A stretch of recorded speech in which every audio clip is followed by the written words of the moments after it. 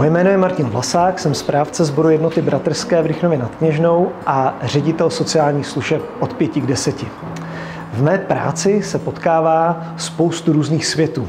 Teď stojíme tady v centru Pětka, to je místo, kam můžou mladí lidé přijít a můžou najít podporu, když řeší různé problémy svého dospívání. Sloužíme nejenom mladým lidem, ale také seniorům, pomáháme jim vlastně zvládnout tu samotu, která na ně dotírá. Dalším světem je taky to, že nabízíme předškolní vzdělávání v rámci naší mateřské školy Velrybka.